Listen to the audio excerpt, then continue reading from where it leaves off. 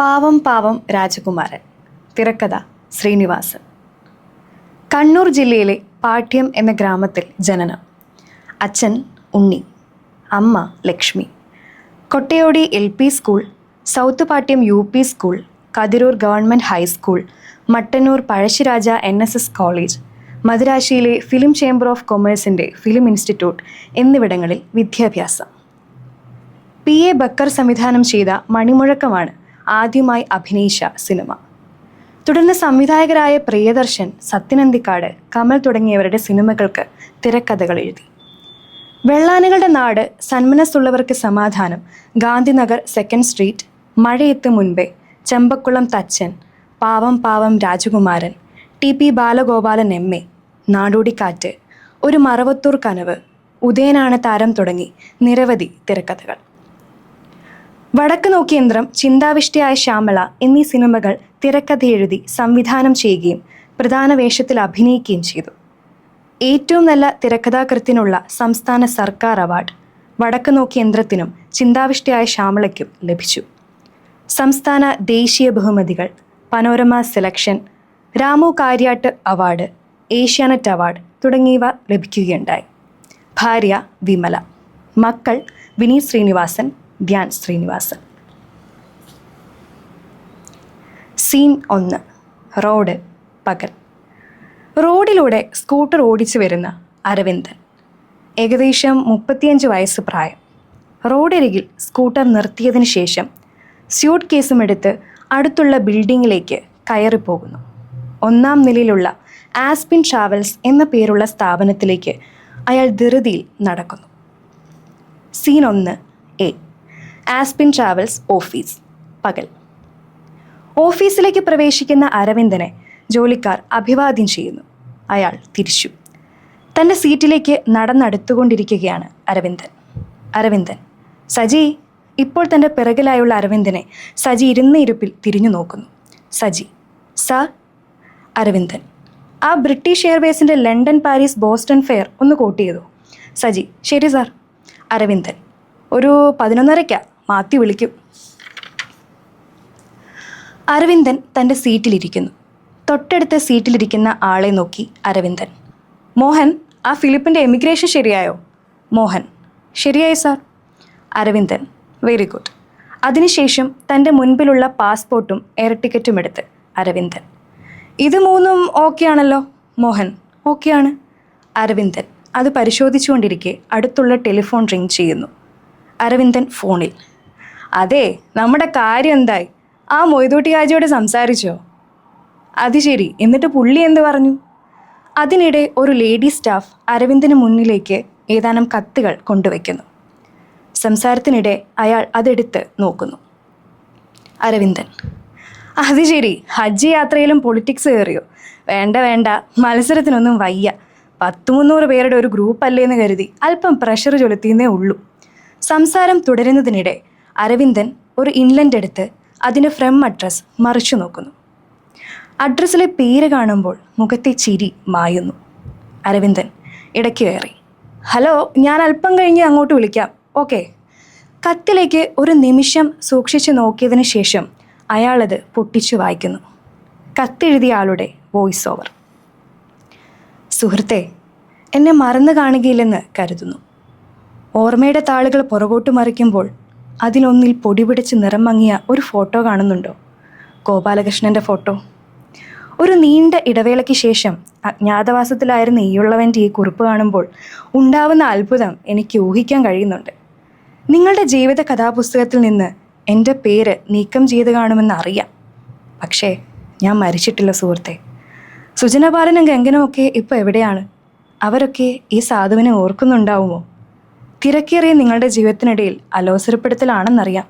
എങ്കിലും നിങ്ങളെയൊക്കെ ഒന്ന് കാണുവാനുള്ള എൻ്റെ ആശ കാരണം ഞാനത് മറക്കുകയാണ്. വരുമോ? പറ്റുമെങ്കിൽ അടുത്ത ഞായറാഴ്ച. കത്ത് വായിച്ച ശേഷം അരവിന്ദൻ തെല്ലൊന്ന് അസ്വസ്ഥനാകുന്നു. അല്പനിമിഷം അയാൾ ചിന്തിച്ചിരിക്കുന്നു. കത്തിലെ ഫ്രം അഡ്രസ് ഒന്നുകൂടെ നോക്കിയതിന് ശേഷം അയാൾ ടെലിഫോൺ റിസീവർ എടുത്ത് ഡയൽ ചെയ്യാൻ ഒരുങ്ങുന്നു. സീൻ 2. കോളേജ് ക്ലാസ് റൂം, പകൽ. ഒരു കോളേജിൻ്റെ ദൃശ്യം. വിദ്യാർത്ഥികൾക്ക് മുന്നിൽ ക്ലാസ് എടുത്തുകൊണ്ടിരിക്കുന്ന സുജന പാലൻ. ഉദ്ദേശം 33 വയസ്സ് പ്രായം. സുജന പാലൻ വിദ്യാർത്ഥികളോട്, the more and more we have of a thing, the less we want the additional increment of it. അയാൾ ബ്ലാക്ക് ബോർഡിനരികിലേക്ക് നീങ്ങി അതിൽ വരച്ച ഡയഗ്രാം വിശദീകരിക്കുന്നു. Sujana Palan, take the case of a personal consuming apple. See, by consuming the first apple if he derived. ഒരു peon അവിടേക്ക് വരുന്നു. Class റൂമിന് വെളിയിൽ നിന്നുകൊണ്ട് പ്യൂൺ, സാർ. സുജന പാലൻ പ്യൂണിനെ നോക്കി. യെസ്. പ്യൂൺ, സാറിനൊരു ഫോണുണ്ട്, STD. സുജന പാലൻ വിദ്യാർത്ഥികളോട്, എക്സ്ക്യൂസ് മീ 1 മിനിറ്റ്. ചോക്ക് ടേബിളിന് മുകളിലേക്ക് ഇട്ടുകൊണ്ട് അയാൾ പുറത്തേക്ക് പോകുന്നു. സീൻ 2A, സ്റ്റാഫ് റൂം, പകൽ. സ്റ്റാഫ് റൂമിനകത്തേക്ക് പ്രവേശിക്കുന്ന സുജന പാലൻ. അയാൾ ടെലിഫോൺ കോൾ അറ്റൻഡ് ചെയ്യുന്നു. സുജന പാലൻ ഫോണിൽ, ഹലോ, എന്താ സർപ്രൈസായിട്ട് ഇങ്ങനെ ഒരു കോള്? ട്രാവൽ ഏജൻസിയൊക്കെ എങ്ങനെയുണ്ട്?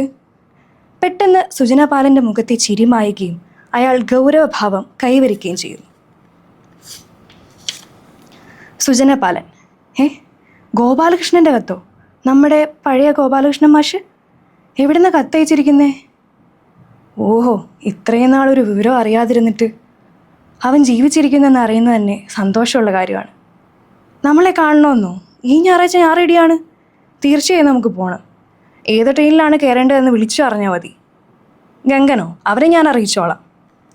സീൻ 3, ട്രെയിനിൻ്റെ അകം, പകൽ. സാവധാനം സ്റ്റേഷൻ വിട്ടുകൊണ്ടിരിക്കുന്ന ഒരു ട്രെയിനിനുള്ളിലൂടെ തൻ്റെ കൂപ്പയെ തിരഞ്ഞുകൊണ്ട് നടന്നു വരുന്ന ഗംഗൻ. ഉദ്ദേശം 33 വയസ്സ് പ്രായം. അയാൾ ഒരു കൂപ്പയിലേക്ക് പ്രവേശിക്കുന്നു. ഇത്ര നേരമായിട്ടും ഗംഗനെ കാണാനുള്ള പരവേശത്തിൽ ആകാംക്ഷയോടെ ജനലിലൂടെ പുറത്തേക്ക് നോക്കിയിരിക്കുന്ന അരവിന്ദനും സുജന പാലനും. അവർക്കരികിലേക്ക് വരുന്ന ഗംഗൻ തമാശയാക്കിക്കൊണ്ട്, എവിടെയാടോ വായി നോക്കുന്നേ? ബാഗ് ബെർത്തിൽ വെച്ച് അവർക്കരികിലിരുന്ന ഗംഗനോട് സുജന പാലൻ, കേറിയല്ലേ, നീ മുങ്ങോന്നൊരു പേടി ഉണ്ടായിരുന്നു. ഗംഗൻ ഇരുവരോടും, കഴിഞ്ഞയാഴ്ച സെയിൽ ടാക്സുകാരെ റെയ്ഡ് ചെയ്തു. കമ്പനി തുടങ്ങിയ കാലം മുതലുള്ള പർച്ചേസിൻ്റെയും സ്റ്റോക്കിൻ്റെയും കടലാസുകൾ മുഴുവൻ എടുത്തുകൊണ്ട് പോയി. ആകെ ടെൻഷനാണ്. അരവിന്ദൻ, ടാക്സ് വെട്ടിക്കുന്നവർക്കല്ലേ ടെൻഷൻ വേണ്ടൂ. ഗംഗൻ, കൊള്ളാം. ഇവർ പറയുന്ന രീതിയിൽ കമ്പനി നടത്തിയ ഒരു മാസം നടത്താൻ നോക്കൂ. ഈ ഒരു സംഭവം അല്ലായിരുന്നെങ്കിൽ ഞാൻ വരുമായിരുന്നില്ല. സമീപത്തുള്ള കുപ്പിയിൽ നിന്നും വെള്ളമെടുത്ത് അയാൾ ഒരു കവിൾ കുടിക്കുന്നു.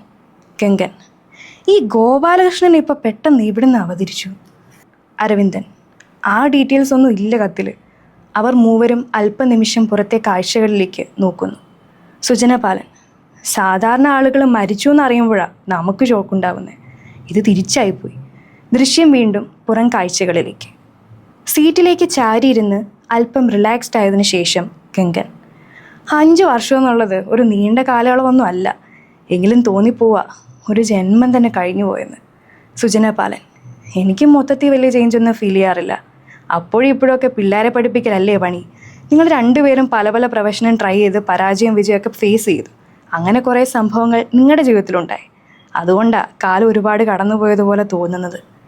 അരവിന്ദൻ, എന്തായാലും പാരൽ കോളേജ് കാലഘട്ടം പോലെ സുഖമുള്ളൊരു കാലം ഇനി നമ്മുടെ ജീവിതത്തിലേക്ക് തിരിച്ചു വരുമെന്ന് തോന്നുന്നില്ല.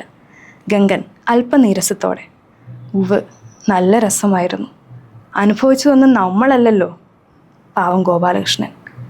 സുജന പാലൻ, സത്യം പറഞ്ഞാൽ എനിക്ക് ഭയങ്കര ചമ്മലുണ്ട്. എങ്ങനെ അവനെ ഫേസ് ചെയ്യും? എന്നാലും അന്നത്തെ ഓരോരോ കാര്യങ്ങൾ ഓർക്കുമ്പോൾ ശരിക്കും കഷ്ടം തോന്നുന്നു. It was A cruel game. Gangan, അതെ എന്ന മട്ടിൽ, yes, it was A cruel game.